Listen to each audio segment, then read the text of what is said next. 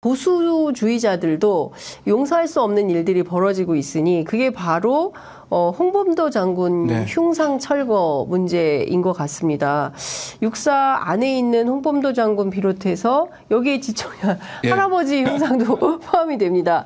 홍범도, 지청천, 이범석, 김좌진, 이회영 이 5분의 흉상을 철거하겠다라고 해서 이 큰 논란이 좀 됐습니다. 이때 육사 명예 졸업증을 직접 반납하셨어요. 반납을 했습니다. 예, 이때 좀 어떠셨어요? 참담했습니다. 육군사관학교 돌아가서는 대한민국 국방부 육군이 네. 오랫동안 독립전쟁의 역사, 그러니까 독립군 광복군의 역사를 자신들의 전사로 인정하지 않았거든요. 우리는 독립운동과 무관하게 미국에 의해서 만들어진 군대다. 네. 우리는 미국에 의해서 만들어진 군대다. 이것도 좀 부끄러운 거 아닌가요? 부끄러운 얘기죠, 예. 세상에. 예. 우리의 정통성을 예. 미국에서 가져오는 예. 건 좀 그런 거 아닌가요? 그나마 이제 문재인 정부가 출범하면서 육군 안에서 네. 국방부에서 그걸 바로잡으려는 움직임이 나타났고 네. 그래서 육군사관학교에서 독립전쟁에 기여하신 네. 독립전쟁에 참여하신 분들 이제 몇 분을 선정해서 육군사관학교를 정식으로 졸업한 건 아니지만 우리의 선배로 모시겠습니다라고 해서 이제 명예 졸업증을 수여한 네. 겁니다. 예. 그때는 굉장히 뿌듯했죠. 드디어 대한민국 군이 독립전쟁의 역사를 자신들의 뿌리로 인정을 하는구나. 네. 굉장히 자랑스러웠는데 불과 몇 년 지나지 않아서 그걸 스스로 부정을 하고 있습니다.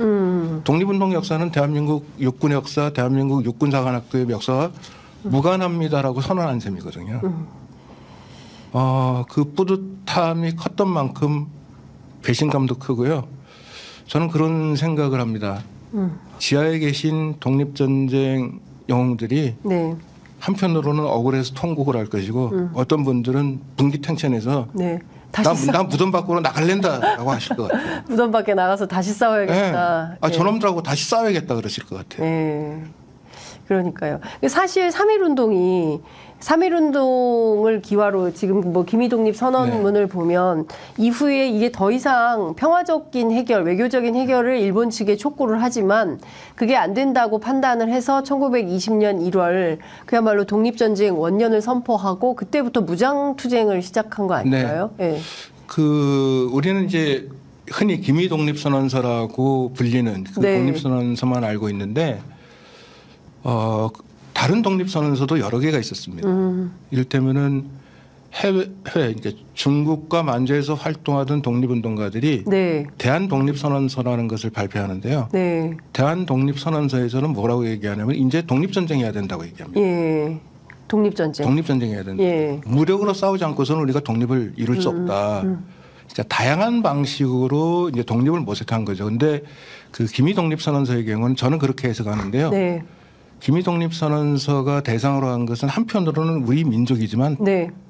더 넓게 보면은 국제사회였습니다. 예. 국제사회에 호소하기 위해서 예. 만든 독립선언서거든요. 예. 예. 그러니까 국제사회에 호소하기 위해서는 우리가 얼마나 평화적인지를 보여줘야 됩니다. 네. 예. 그래서 이제 자꾸 이제 외교적 언사가 많이 외교적 언사가 많이 들어가죠. 예. 만약 그렇지 않았다면은 좀 더 과격하게 최후의 피가 흐를 때까지 우리는 싸울 것이다라고 썼을 거라고 생각을 해요. 그리고 실제로 민중은 네. 그렇게 했죠. 네. 일본 군경이 총칼로 위협을 해도 만주시위를 불렀고요. 네. 그런 의미에서 이제 독립선언서를 다시 해석할 필요가 있고요. 예. 독립선언서를 단순히 뭐 비폭력 평화 시위를 주장했다고만 해석하는 것은 일면적인 해석이라는 게 이제 요즘 학계의 새로운 해석이군요. 예. 근데 어쨌든 그 이후에 청산리, 네. 봉오동 이 전투가 있었던 것이고 네. 그 전투에서 이제 승리한 역사를 만들었던 건데 어찌됐든 지금 상황에서 보면 다시 또 옛날로 냉전 시대로 이승만 시대로 퇴행하고 있는 거 아닌가라는 걱정과 우려와 탄식이 좀 있는 것 같습니다. 그리고 하나 이제 그 3.1운동 관련해서 네. 잊어서는 안 될 게요. 네. 그 3.1운동이 일어나자마자 국내 각지에서 임시정부를 수립하려는 움직임이 활발하게 일어났습니다. 예. 임정수립. 예. 임시정부. 예. 예. 러시아 연해주에서도 중국에서도 또 국내에서도 네. 그 가운데 이제 결실을 맺은 게 상해에서 상해. 출범한 대한민국 임시정부죠. 대한민국 임시정부 외에도 여러 임시정부 수립 움직임이 있었거든요. 그러니까 예. 3.1운동이라는 것은 단순히 일제 식민 지배로부터의 자주 독립을 요구하는 데 그치지 않고 네. 우리가 독립하고 난 다음에는 어떤 나라? 새로운 나라를 만들겠다는 구상이 예. 들어가 있었다는 겁니다. 예. 그래서 1919년 4월 11일 상하이에서 출범한 대한민국 임시정부가 이제 임시헌법을 만들면서 1조에서 뭐라고 선언하냐면 대한민국은 민주공화제로 함이라고 선언을 네. 하는 거죠. 예. 이게 사실은 3.1운동 정신이 그대로 녹아있는 구절이라고 저는 생각을 합니다. 3.1운동에 참여한 모든 사람들이 민주공화제에 대한 생각을 갖고 있지는 않았겠지만 네. 적어도 3.1운동을 주도한 사람들은 네. 이 3.1운동으로 우리가 독립하게 되면은 민주공화제 국가를 만들겠다는 생각이 있었고 네. 그런 생각하에 3.1운동을 벌였고 그것이 임시정부로 수립됐고 예. 그래서 1948년 7월 17일 공포된 재헌헌법에 네. 기미 3.1운동으로 대한민국을 건립했다고 못 박았고요. 네. 그게 지금 이제 헌법이 개정돼서 지금 현행헌법 네, 전문에는 3.1운동으로 건립된 대한민국 임시정부의 법통이라고 들어가 있는 예. 거죠.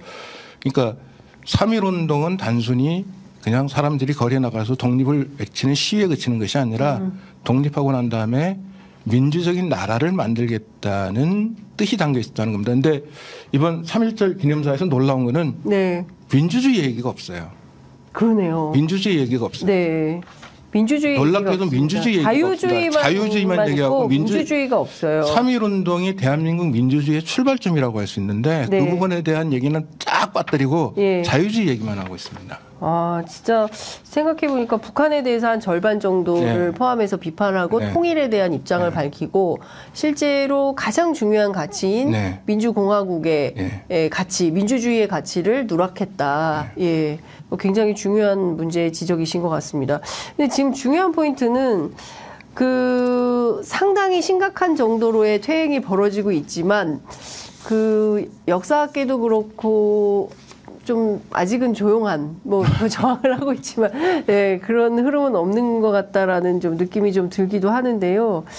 그 지금 뭐 이런 역사 퇴행에 대해서 좀 뭐 그 민족 진영에서 조금 더 적극적으로 활동하거나 이런 흐름은 없습니까?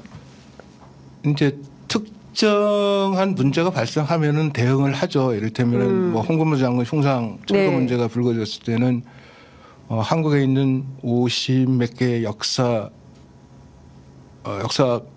연구 단체가 네, 네. 같이 모여서 성명서도 내고 그랬어요. 예. 이건 홍범 장군 흉상 철거는 그야말로 대한민국의 정체성을 심각하게 훼손하는 일이다. 민주주의를 파괴하는 일이다. 뭐 이런 내용의 성명서를 발표했는데 일단 언론이 보도를 안 합니다. 그런 움직임을 보여도 세상에. 아니 대한민국에서 네. 대한민국의 거의 모든 역사 관련 연구단체가 망라돼서 성명서를 발표했으면은 네. 언론에서 다뤄야 되는데 네. 일단 언론에서 다루질 않아요. 그러니까 그런 큰일이네요. 대응을 해도 예. 대응이 모르는구나. 대응을 알 모르는 수가 거예요. 없네요. 예, 그런 일들을 하셔도 언론이 보도해주지 않으니까 알 수가 저 가끔 없어요. 가다가 항의 전화 받거든요. 예, 전 독립기념관장님 뭐 하고 계십니까? 예, 뭐 대응 안 하십니까? 근데 예. 했는데 열심히 대응하고 있는데 언론에 한 줄도 보도가 안 된다. 아유, 이거 진짜 심각하네요. 대한민국 언론인들이 이러면 안 됩니다. 라는 생각이 좀 듭니다. 아니, 특히 홍범도 장군 문제와 관련해서는 국정원장 출신인 네. 이회영 우당 선생의 손자기도 하죠. 네. 굉장히 반발하고 이게 보수에 맞지 않는 노릇이다. 왜 홍범도 장군의 이 5분의 흉상을 다 철거하려고 하느냐라고 비판하지 않았습니까? 예. 이제 홍범도 장군은 네. 1927년에 소련 공산당에 입당한 거를 문제 삼은 거거든요. 네. 근데 1927년에 소련 공산당은 예. 대한민국의 적대 세력이 아니었어요. 왜냐하면 대한민국이 존재하지 않았기 때문에. 그 시절에. 예. 네. 그때는 물론 대한민국 임시정부가 수립되긴 했지만 그때 지금 식민지- 우리의 대한민국은 존재하지 않는 거예요. 예. 그러니까 대한민국의 적대 세력이 아니었고요. 네. 그다음에 홍범도 장군이 소련 공산당에 입당했을 때 나이가 우리 나이로 60살이었습니다. 네. 그 당시 60살이면은 지금 나이로 치면 거의 80, 90 노인이거든요. 네. 그때는 뭐 평균 수명이 40, 50 이럴 때니까요. 예.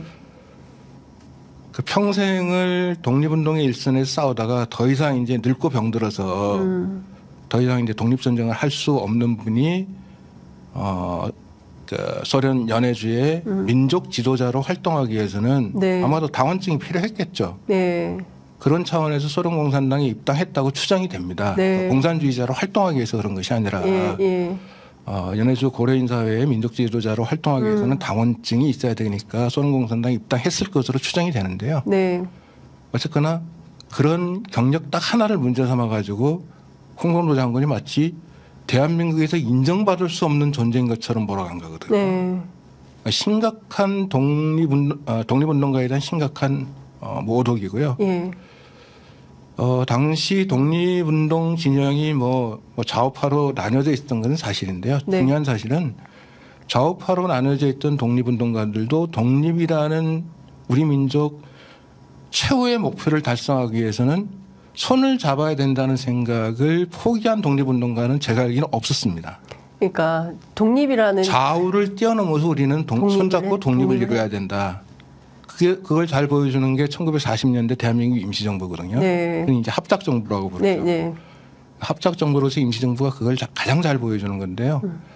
그런 합작 정신을 우리가 계승한다면 사소한 흥결 가지고 독립운동가를 모독하는 짓은 멈춰야 되는데 그런 짓을 계속 하고 있는 겁니다.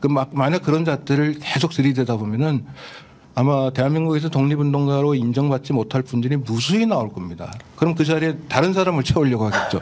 누구겠습니까? 우익 인사들이요. 친일파입니다. 친일파들. 네. 예. 그래서 뉴라이트의 오랜 주장이 독립운동에 의해서 대한민국이 세워진 것이 아니라 오히려 친일파라고 비난받는 사람들이야말로 대한민국 건국의 주역이었다. 네. 이 사람들을 제대로 대우해야 된다는 주장을 해왔는데 네.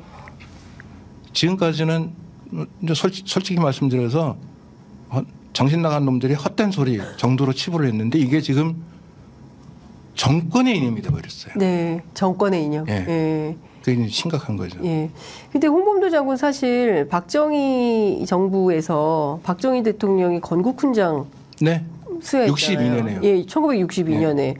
그랬는데 왜 이런 방식으로 하려고 할까요? 그러니까 보수라면 나라를 지키고 이런 분들에 대해서 높이 평가를 하고 그게 맞는 이념인 거잖아요. 그 홍범도 장군을 제일 먼저 띄운 정권이 박정희 정권입니다. 참 역설적이죠. 예.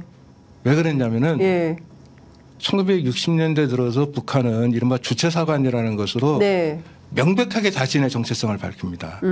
김일성이 다 했다. 네. 뭐 그렇게. 네, 다 했다. 예. 그러니까 박정희 정권으로서도 북한의 주체사관에 맞서는 뭔가 나름의 사관이 있어야 돼요. 네. 그래서 찾아낸 것이 대한민국 임시정부고 그다음에 만주의 무장투쟁이었습니다. 무장투쟁의 역사. 네. 오늘도 그게 있습니다. 무장투쟁의 역사를 강조합니다. 네. 오늘 대통령 연설에서도 목숨을 걸고 무장 독립운동을 벌인 투사들이 있었습니다. 네. 이렇게 그걸로 끝났죠. 네, 그걸로 끝났습니다. 그래서 역설적으로 홍범도 장군을 처음으로 띄운 게 예. 박정희 정권이었어요. 예. 그러면서 이제 봉오동 전투가 부각이 되고 60년대는 이제 잘못 해석돼서 네.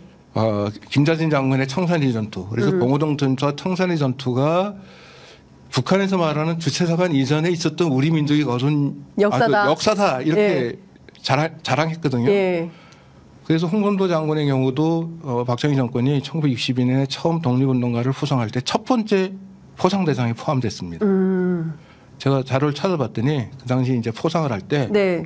최종적으로는 말하자면은 이 사람이 대한민국의 건국훈장을 받는데 혹시 하자는 없는지 최종적으로 점검하는 단계에서 통과가 됐습니다. 그때 점검할 때 첫 번째 기준이 뭐였냐면은 이제 다른 말로 좀 표현하겠습니다. 대한민국의 국시에 어긋나는지.